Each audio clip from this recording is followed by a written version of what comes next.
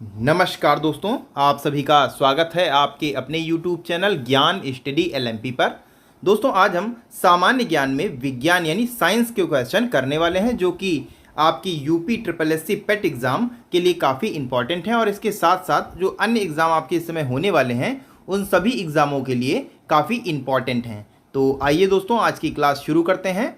Class शुरू करने से पहले अगर दोस्तों आप चैनल पर पहली बार आए हैं तो चैनल को सब्सक्राइब कर लें, साथ में बेल आइकन को अंडर प्रेस कर लें जिससे डेली की डेली जो हमारी क्लास होती है उसकी जानकारी आपको मिल सके। तो अब दोस्तों आइए आज की क्लास शुरू करते हैं। आज का हमारा पहला प्रश्न है, पानी की स्थायी कठोरता को दूर करने के लिए कौन सी विधि का प्रयोग नहीं किया जाता है। यहाँ पर दोस्तों ध्यान देने वाली बात है कि यहाँ पर नहीं किया जा रहा, पूछा जा रहा है। तो ऑप्शन है आपके कास्टिक सोडा मिलाना, आसवन, सोडियम कार्बोनेट मिलाना और उबालना। तो इसमें दोस्तों सही उत्तर हो जाएगा, यहाँ पर हमारा ऑप्शन ए सही उत्तर हो जाएगा, कास्टिक सोडा मिलाना। कास्टिक सोडा मिलाने से पानी की स्थायी कठोरता दूर नहीं होती है। बाकी आसवन विधि के द्वारा भी पानी की कठोरता को दूर किया जा सकता है और इसमें सोडियम कार्बोनेट मिलाने से भी इसकी कठोरता दूर होती है और इसके अलावा उबालने से भी पानी की कठोरता स्थायी कठोरता दूर होती है। तो यहाँ पर हमारा ए ऑप्शन सही उत्तर हो जाएगा। अगला दोस्तों हमारा प्रश्न है 2 नंबर का, आकाश का रंग नीला किसके कारण दिखाई देता है। परावर्तन, अपवर्तन, लघुत्तर तरंग दैर्ध्यों के प्रकीर्णन और डी ऑप्शन में विखंडन। तो इस प्रश्न का दोस्तों सही उत्तर हो जाएगा, नीले रंग के अधिक प्रकीर्णन का कारण यह है कि नीले रंग के प्रकाश की तरंग दैर्ध्य अन्य प्रकाश की तुलना में कम होती है, जिससे नीला प्रकाश पृथ्वी के वायुमंडल में हवा के छोटे अणुओं द्वारा सभी दिशाओं में प्रकीर्णन होता है। इसी कारण आकाश नीला दिखाई देता है। तो इस प्रकार दोस्तों हमारा यहाँ पर सी ऑप्शन सही हो जाएगा, लघुत्तर तरंग दैर्ध्यों के प्रकीर्णन के कारण। तो यहाँ पर सी ऑप्शन हमारा सही हो जाता है। आइए दोस्तों अगले प्रश्न पर चलते हैं। अब अगला दोस्तों हमारा प्रश्न है, वेग परिवर्तन की दर को क्या कहते हैं। तो वेग परिवर्तन की दर को क्या कहते हैं। ऑप्शन है आपके संवेग, त्वरण, कोणीय वेग, चाल। तो इसका दोस्तों सही उत्तर है ऑप्शन बी। दोस्तों यहाँ सही है, वेग परिवर्तन की दर को त्वरण कहते हैं। तो यहाँ पर बी ऑप्शन हमारा सही उत्तर हो जाता है। एक गतिमान वस्तु के समय के साथ वेग में परिवर्तन को त्वरण कहते हैं और त्वरण एक सदिश राशि होती है। तो यहां पर हमारा बी ऑप्शन सही उत्तर हो जाएगा। अगला दोस्तों हमारा प्रश्न है 2 नंबर का हमारा प्रश्न है, वायु दाब मापी या बैरोमीटर की रीडिंग अचानक नीचे गिरना किस घटना को संकेत देता है। वर्षा का, तूफानी मौसम का, साफ मौसम का, इनमें से कोई नहीं। तो वायु दाब मापी या बैरोमीटर की रीडिंग का अचानक नीचे गिरना तूफान का संदेश देता है। तो यहाँ पर हमारा बी ऑप्शन सही उत्तर हो जाएगा। बैरोमीटर के पाठ्यांक अचानक नीचे गिरने से आंधी तूफान के संकेत देते हैं। तो बी ऑप्शन हमारा सही उत्तर हो जाता है। अगला दोस्तों हमारा प्रश्न है, निकट दृष्टि दोष को दूर करने के लिए किस लेंस का उपयोग किया जाता है। तो ऑप्शन है दोस्तों यहाँ पर अवतल लेंस, उत्तल लेंस, समतल लेंस और डी ऑप्शन में इनमें से कोई नहीं। तो इसका सही उत्तर है ऑप्शन ए। दोस्तों यहाँ पर हमारा सही उत्तर हो जाएगा अवतल लेंस। निकट दृष्टि दोष के निवारण के लिए अवतल लेंस से उपयुक्त चश्मे का प्रयोग निकट दृष्टि दोष को सुधारा जाता है। इससे दूर की चीजें स्पष्ट दिखाई देने लगती हैं। जब नेत्र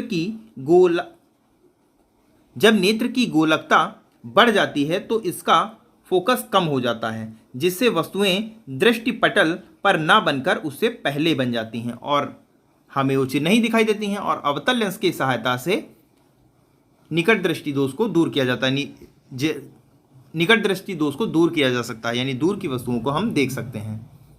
अगला दोस्तों हमारा प्रश्न है, प्रकाश का विभिन्न रंगों में विभाजन की प्रक्रिया को क्या कहा जाता है। विवरण, व्यतिकरण, विक्षेपण, परावर्तन। तो इसका दोस्तों सही उत्तर है विक्षेपण। तो यहां पर सी ऑप्शन दोस्तों हमारा सही उत्तर हो जाता है। श्वेत प्रकाश के 7 रंगों में विभाजित होने की परिघटना को प्रकाश का विक्षेपण कहते हैं। सी ऑप्शन सही हो जाता है। आइए दोस्तों अगले प्रश्न पर चलते हैं। अगला अब दोस्तों हमारा प्रश्न है, निम्नलिखित तत्वों में कौन अर्धचालक है? एल्यूमिनियम, सिलिकॉन, चांदी, सीसा। तो इसका दोस्तों सही उत्तर हो जाएगा सिलिकॉन। सिलिकॉन जो है वो अर्धचालक है। अगला दोस्तों हमारा प्रश्न है, निम्नलिखित में कौन प्राकृतिक गैस का मुख्य भाग है? एथेन, ब्यूटेन, कार्बन मोनोऑक्साइड और मीथेन। तो इसका सही उत्तर है मीथेन, यानी डी ऑप्शन दोस्तों यहाँ पर हमारा सही उत्तर हो जाएगा। डी ऑप्शन दोस्तों यहाँ पर सही हो जाएगा। आइए दोस्तों अगले प्रश्न पर चलते हैं। अगला दोस्तों हमारा प्रश्न है, जब किसी साबुन के बुलबुले को आवेशित किया जाता है तो निम्न में से क्या घटित होता है? त्रिज्या बढ़ जाती है, त्रिज्या घट जाती है, बुलबुले का लोप हो जाता है और उपयुक्त में से कोई नहीं। तो इसका सही उत्तर हो जाएगा, जब पानी के साबुन के बुलबुले को आवेशित किया जाता है तो त्रिज्या बढ़ जाती है। तो यहाँ पर हमारा ए ऑप्शन सही उत्तर हो जाएगा। ए ऑप्शन हमारा सही हो जाएगा। जब साबुन के बुलबुले पर कुछ आवेश लगाया जाता है तो बुलबुले की त्रिज्या में वृद्धि हो जाती है। सबसे पहले साबुन के बुलबुले की सतह पर आवेश समान रूप से वितरित हो जाएगा। उसके बाद बुलबुले का विस्तार हो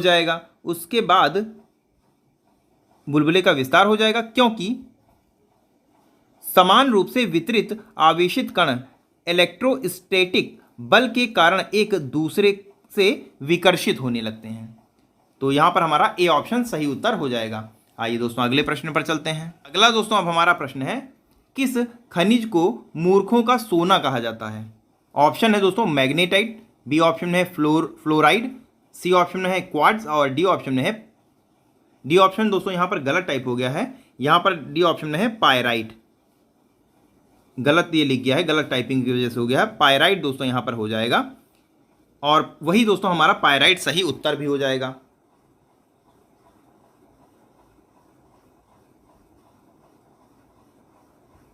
और यही दोस्तों हमारा सही उत्तर भी हो जाएगा। पायराइट एक खनिज है जिसमें लौह और गंधक का यौगिक होता है। इसे मूर्खों का सोना भी कहते हैं। अगला दोस्तों हमारा प्रश्न है, किसे भविष्य का ईंधन कहा जाता है? Nitrogen, oxygen, hydrogen, fluorine. तो हाइड्रोजन को भविष्य का ईंधन कहा जाता है। तो यहाँ पर हमारा सी ऑप्शन सही उत्तर हो जाएगा। हाइड्रोजन को भविष्य का ईंधन के रूप में देखा जाता है। प्रयोग उद्योगों में रासायनिक पदार्थ के रूप में इस्तेमाल के अलावा इसे वाहनों में ईंधन के तौर पर भी प्रयोग किया जा सकता है। तो सी ऑप्शन दोस्तों यहाँ पर हाइड्रोजन हमारा सही उत्तर हो जाता है। आइए दोस्तों अगले प्रश्न पर चलते हैं।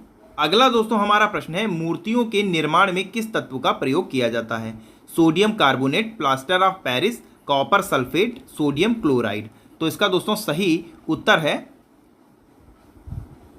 Plaster of Paris. मूर्तियों के निर्माण में प्लास्टर ऑफ पेरिस का प्रयोग किया जाता है। तो बी ऑप्शन दोस्तों यहाँ पर सही उत्तर हो जाता है।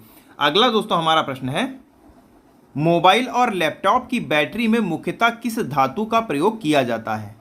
ऑप्शन है लिथियम, सोडियम, प्लूटोनियम, ग्रेफाइट। तो इसका दोस्तों सही उत्तर है लिथियम। ए ऑप्शन दोस्तों हमारा सही उत्तर हो जाता है। लिथियम आयरन बैटरी बाजारों में उपलब्ध एक प्रकार की रिचार्जेबल बैटरी है। यह आमतौर पर पोर्टेबल इलेक्ट्रॉनिक्स और इलेक्ट्रॉनिक वाहनों के लिए उपयोग की जाती है। मोबाइल और स्मार्टफोन में इस्तेमाल होने वाली बैटरी लिथियम आयरन बैटरी होती है। तो यहाँ पर ए ऑप्शन हमारा सही उत्तर हो जाता है। आइए दोस्तों अगले प्रश्न पर चलते हैं। अगला दोस्तों अब हमारा प्रश्न है, निम्नलिखित में से किस जीव का रक्त सफ़ेद होता है? ऑप्शन है छिपकली, तिलचट्टा, खटमल, मच्छर। तो सफ़ेद रक्त होता है तिलचट्टे का। यहाँ पर हमारा बी ऑप्शन सही उत्तर हो जाएगा। तिलचट्टे में उसके रक्त में हीमोग्लोबिन की कमी होती है, जिसके कारण उसका रक्त सफ़ेद होता है। तो यहाँ पर हमारा बी ऑप्शन सही उत्तर हो जाता है। अगला दोस्तों हमारा प्रश्न है, मानव आहार में पॉलिश किए हुए चावल के उपयोग से कौन सा रोग होता है? ऑप्शन है दोस्तों बेरी बेरी, घेंघा, रतौंधी, वर्णांधता। तो मानव आहार में पॉलिश किए हुए चावल के उपयोग से बेरी बेरी का रोग होता है। तो यहाँ पर ए ऑप्शन हमारा सही उत्तर हो जाएगा। बेरी बेरी विटामिन B1 में दीर्घकालिक आहार की कमी की प्रामाणिक घोषणा है। थायमिन की खोज से पहले यह पूर्वी एशियाई देशों में एक बड़ी स्वास्थ्य समस्या थी, जहां पॉलिश चावल प्रधान भोजन था। बेरी बेरी एक पॉलीनेरिटाइटिस लक्षण है जो मुख्य रूप से निचले अंगों को प्रभावित करता है।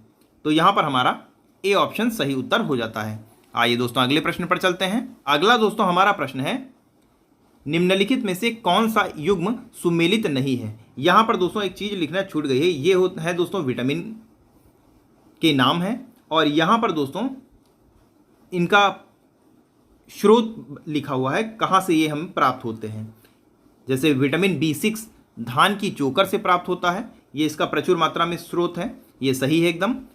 और विटामिन E गेहूं एवं अंकुरित अनाज या तेल में पाया जाता है, ये भी हमारा एकदम सही है। विटामिन K अल्फाफा में पाया जाता है, ये भी हमारा बिल्कुल सही है। विटामिन B2 गलत है दोस्तों।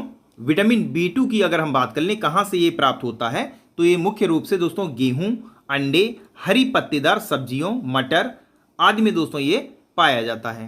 तो ये दोस्तों ऑप्शन आपका यहाँ पर सही हो जाएगा, यानी बी ऑप्शन इस प्रश्न का सही उत्तर हो जाएगा। आइए दोस्तों अगले प्रश्न पर चलते हैं। अगला दोस्तों हमारा प्रश्न है, छोटी आंत और बड़ी आंत के जंक्शन से जुड़ी थैली को क्या कहा जाता है। कच्छक, अस्थिकंद्र, अंधात्र। डी ऑप्शन है अनुत्रिक। तो इसका सही उत्तर दोस्तों है ऑप्शन सी सही है, अंधात्र। सी ऑप्शन सही उत्तर हो जाता है। अगला दोस्तों हमारा 18 नंबर का प्रश्न है, मानव शरीर में 2 ओर स्थित अंग होते हैं। कौन से अंग दोस्तों होते हैं। ऑप्शन है आपकी यकृत, वक, प्लीहा, मूत्राशय। तो सही उत्तर इसका है वक। वक दोस्तों 2 ओर स्थित अंग हैं। तो बी ऑप्शन यहाँ पर हमारा सही उत्तर हो जाएगा। आइए दोस्तों अगले प्रश्न पर चलते हैं। अगला दोस्तों हमारा प्रश्न है, सितारा मछली का चलन अंग कौन सा होता है। अरित्र, नालपद, पेशीय पद, पेंडल। तो ये दोस्तों सही उत्तर हो जाएगा नालपद। नालपद सितारा मछली का चलन अंग होता है।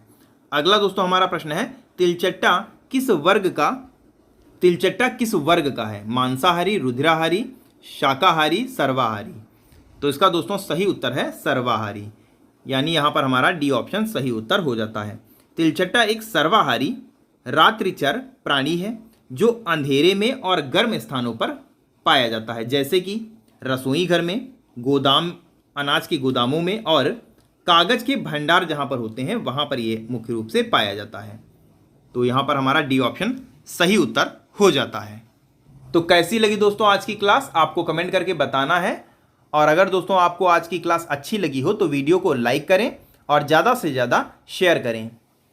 और अगर दोस्तों आप चैनल पर पहली बार आए हैं या अभी तक आपने चैनल को सब्सक्राइब नहीं किया है तो चैनल को सब्सक्राइब कर लें। तो मिलते हैं दोस्तों इसी के साथ अगली क्लास में। तब तक के लिए नमस्कार, जय हिंद, जय भारत।